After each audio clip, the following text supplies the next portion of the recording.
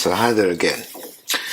Now we come to chapter 2. In chapter 2, I want to deal with in this way that we spend some time on what I would call creation of new paradigms. Sorry, having a coffee here. So, in order to understand paradigm, we have to know first what is a paradigm. So, what are paradigms? Paradigms are not ideas as we know conventionally of an idea. Paradigms are the underlying structure on which you build ideas, on which the entire society structures are built. In these paradigms are the hidden layers upon which something you take for granted as you are having an idea, but you are building upon an existing paradigm. I'll give you an example. These are basic beliefs. Let's see the first bullet. It says paradigms are basic beliefs, thought structures, and patterns based upon which all other ideas are built and created, right? So let's talk about that for a little bit. Now, what's the difference between paradigms and ideas? Well, paradigms are the ground, the foundation upon which ideas are built upon. And we usually do not see these paradigms because they are built by deeper structures of human civilization, like our institutions, educational institutions, governance, laws, educational institutions, faiths and religion. They're based on certain paradigms. They're certain, most of the time they're assumptions. We'll get to the part later, but these are basic beliefs in thought structures and patterns, okay, on which you say, okay, humans are in any culture or part of the world. If you go, they say, oh, this is what we believe to be unquestioned truth. And based upon this, we will build other ideas. So those are the underlying things upon which all ideas rest. It's like the foundation of a building. The entire building rests on a foundation which goes into the ground, and the building stands on top of it. So paradigms are like the foundational ideas. So it's necessary when we talk of, as we've spoken of in the first chapter, we've spoken of we need to create a new human being, we need to create a new civilization and all this stuff. And now we are saying we need new paradigms in order for that to happen successfully. It's like if you want to build a new building or a new kind of building, you need to first remove the very foundation, not just destroy what's on top. You even need to dig up the ground and remove the foundation, because the new building may have a different kind of structure which needs a different kind of foundation. We're talking about something like that here. We are talking about something that basic over here, right?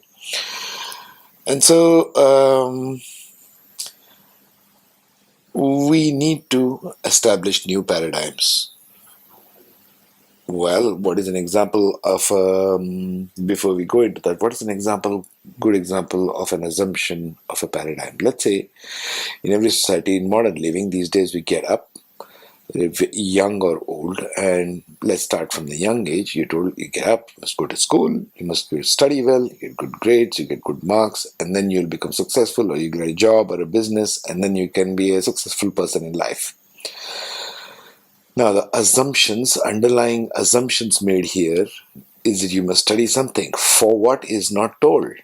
Why should I study certain things? Or what is it? How is it aligned with me as a human being? Remember, we spoke in chapter 1 about human being's basic criteria, basic definition, right?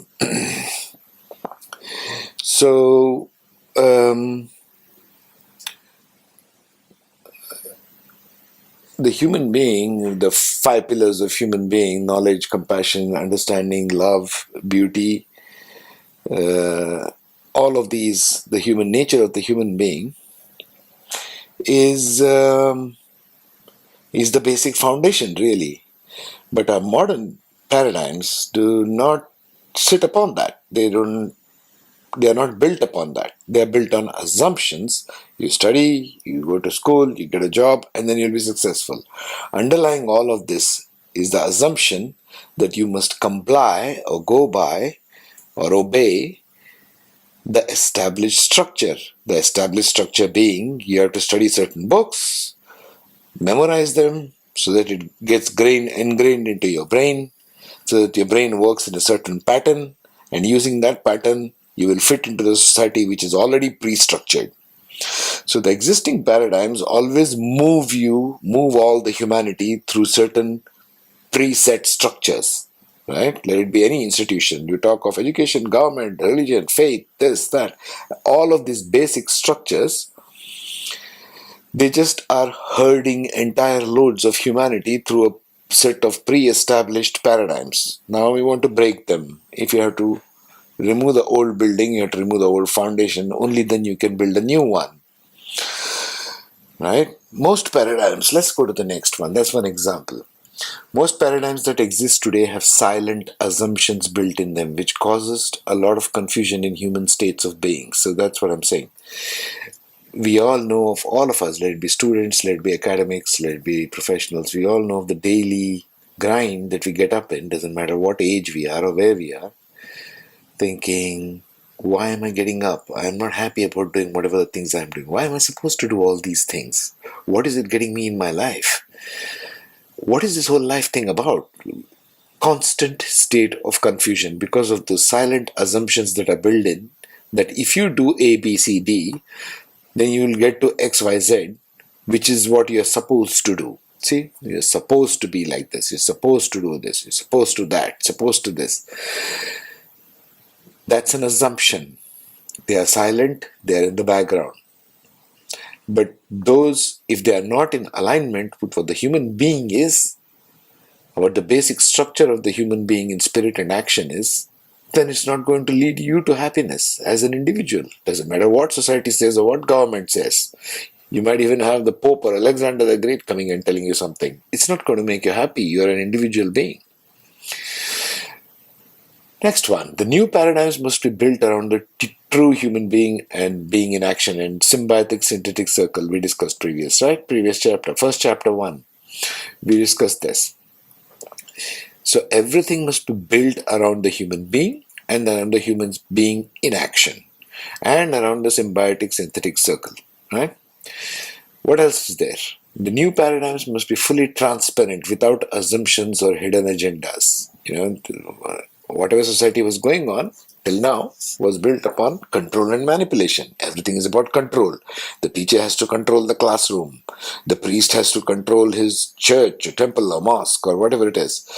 The military commander must control his regiment. The government must control its people. It's all about control and manipulation.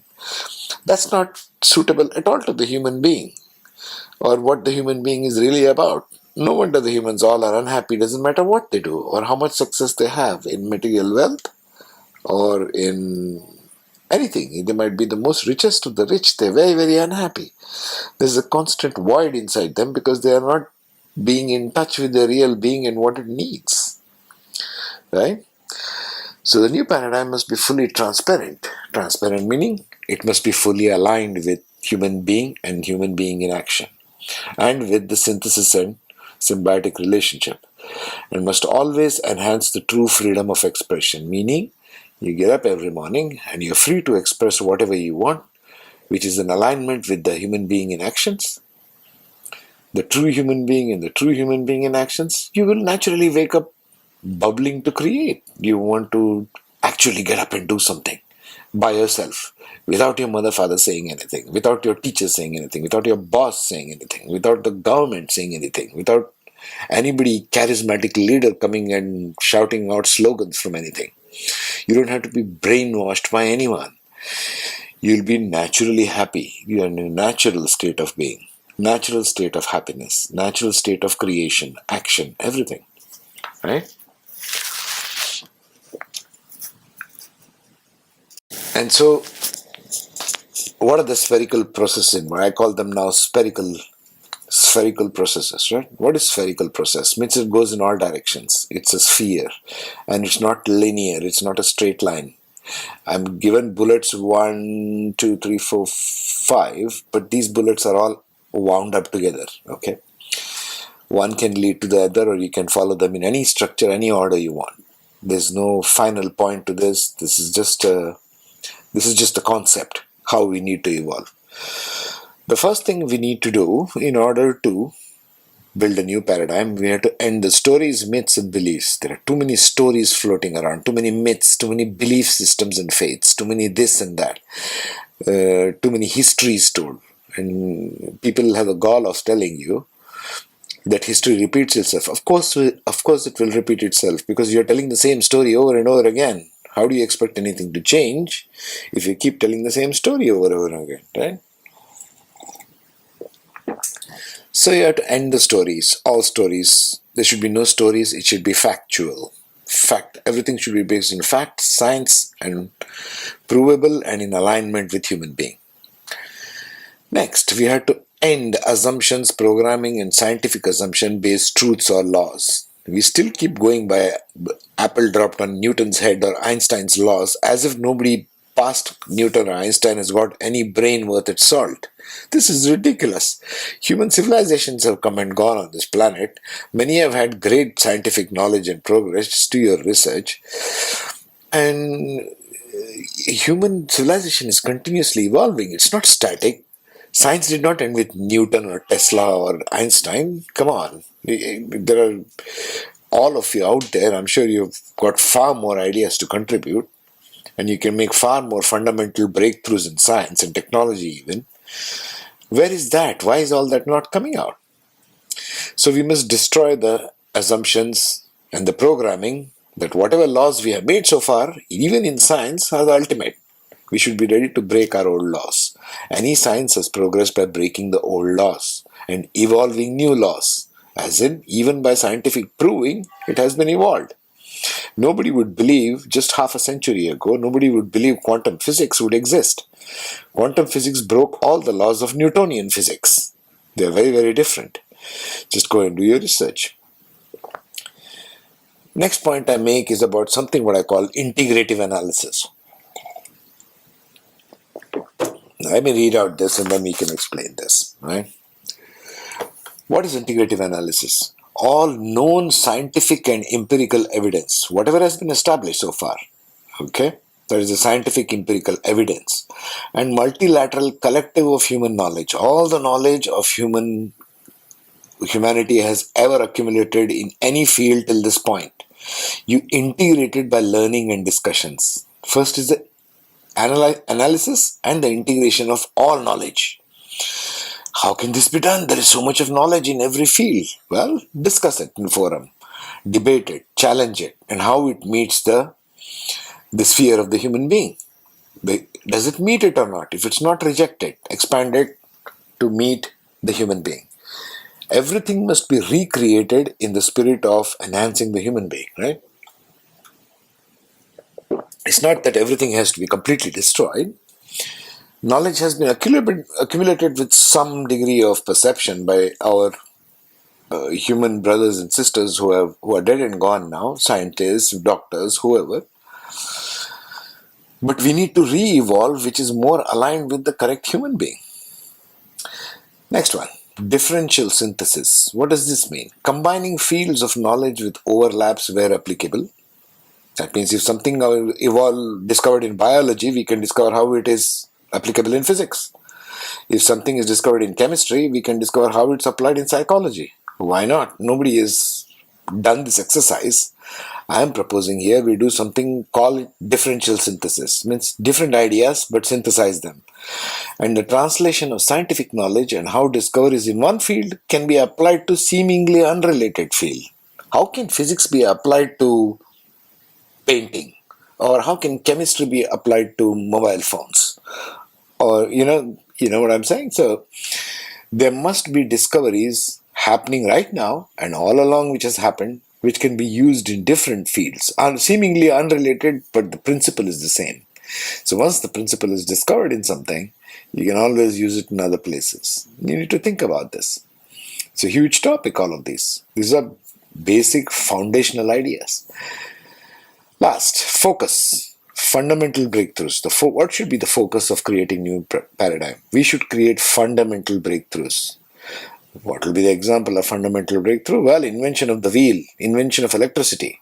invention of alternating current, invention of atomic power, invention of flight, that man could fly in a machine, planes, or rocket. That's the fundamental breakthrough. How you break through at a most deepest level. Invention of an atom, discovery of an atom. Not saying the same things over and over again. We haven't seen a fundamental breakthrough in decades now. The last fundamental breakthrough was back when quantum physics was developed by Einstein. Since then, there is nothing. Everybody's running around just with smartphones as if that's the fundamental breakthrough. No, fundamental breakthrough is something where let's say we discover anti-gravity. We discover how to make objects levitate physically with laws of physics, new physics. That's a fundamental breakthrough. What if we invent new form of energy? That will be a fundamental breakthrough. So that's what it means by saying focus on fundamental breakthroughs, not saying the same thing again and again and improved, not an improved version of your mobile phone. All right, this is different. So again, we are revisiting the slides, the sphere of the human being. It should be done with this as the basis. We need to get this as the basis in everything. This is what the human being is. This is what we are here to create individually and collectively. We must always remember these 2 points. This one. Actions seek to enhance human spirit. Human spirit always seeks to be engaged in every action. This is the human being spirit in being. This is the human spirit in action. This is the circle of life we should always be building the new paradigms towards. Right? And what's the goal? The new paradigm goal should be, again, revisiting from the chapter 1, paradigm should support self-sustaining cycle of all life on earth. Paradigms must support synthesis, making of all elementals. Paradigms must support human spirit. Paradigms must enhance the 2 relations, humans to humans and humans to earth at the same time. So I'll leave you with this, with the shorter version of the creation of new paradigms. Think about it.